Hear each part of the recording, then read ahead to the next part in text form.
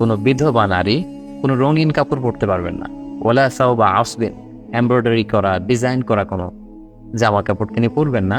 OLA তাকতাহিল, এবং সে নারী চোখে কাজল ব্যবহার করবেন না। ওলা তুমশিদ, সৌন্দর্য বর্ধনের জন্য চুল আঁচড়াতে পারবেন না। ওয়ালা তামাসসু তিবান, কোনো পারফিউম ব্যবহার করতে পারবেন না।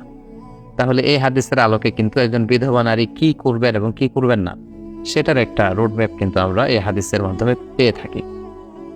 এখন প্রশ্ন হচ্ছে যে অন্যান্য আত্মীয় স্বজন মারা গেলে শোক পালনের বিধান হচ্ছে মাত্র 3 দিন, কিন্তু স্বামী মারা গেলে একজন স্ত্রীর জন্য 4 মাস 10 দিন কেন এই ডুজ অ্যান্ড ডোন্টস গুলো পালন করতে হবে, এবং 4 মাস 10 দিনের এই ইদ্যত পালনের নেপথ্যে সিগনিফিকেন্স বা তাৎপর্যটা কি, সেটা হচ্ছে প্রশ্ন।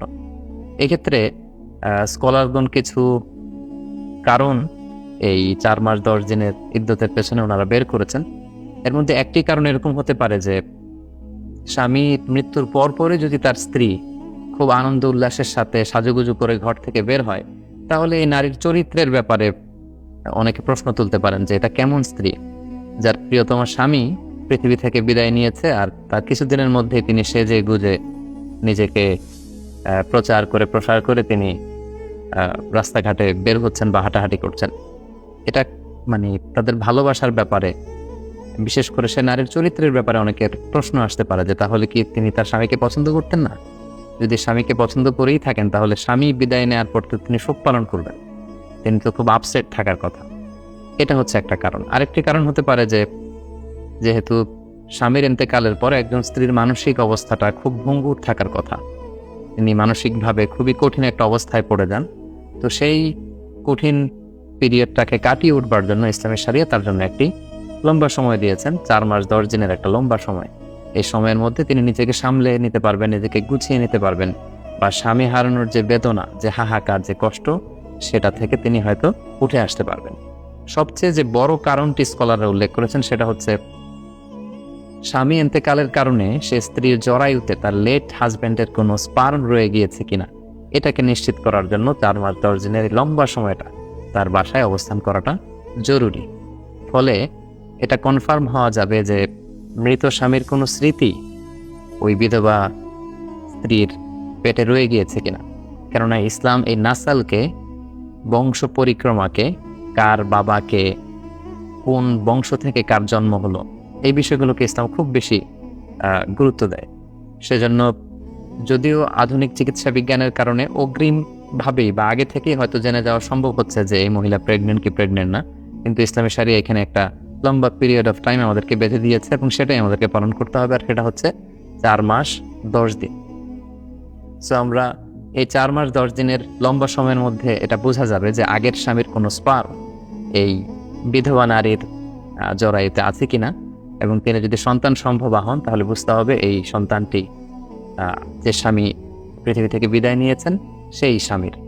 যদি এমনটি হতো, এরকম লম্বা পিরিয়ড অফ টাইমের ইদ্যত যদি পালন করার আদেশ ইসলাম না দিত, আর সেক্ষেত্রে বিধবা হওয়ার পরপরই কোনো নারী যদি আবার নতুন বিবাহ বন্ধনে আবদ্ধ হয়ে যান এবং নতুন স্বামীর সাথে যদি তিনি শারীরিক মেলামেশা করেন এবং তারপরে যদি এই বিধবা নারী গর্ভবতী হন, তাহলে এখানে একটা সন্দেহ থেকে যায় যে এই যে পেটের গর্ভের যে সন্তান, এটা কি নতুন স্বামীর স্পার্ম থেকে এসেছে নাকি যে স্বামী গত হয়েছে কিছুদিন আগে তার স্পার্ম থেকে। সো ইসলাম এই বিষয়টাকে খুবই গুরুত্ব দেয় এবং এই বিষয়টা এনশিওর হওয়ার জন্যই বেসিকলি 4 মাস 10 দিনের এই লম্বা ইদ্যতের সময়টাকে একজন বিধবা নারীর জন্য ইসলামী শরিয়া আবশ্যক করে দিয়েছে। এক্ষেত্রে আরও একটি বিষয় আমাদেরকে খেয়াল রাখতে হবে, আমাদের বাংলাদেশে যে কালচারটি প্রচলিত আছে, অনেক নারী যখন বিধবা হন অর্থাৎ তাদের স্বামীদেরকে তারা হারান, তখন তারা আজীবনের জন্য সাদা কাপড় বেছে নেন, আজীবনের জন্য শোক পালন করেন। আসলে শোক পালনের বিধানটি আজীবনের জন্য নয়, এটা হচ্ছে 4 মাস 10 দিনের জন্য একটা পিরিয়ড।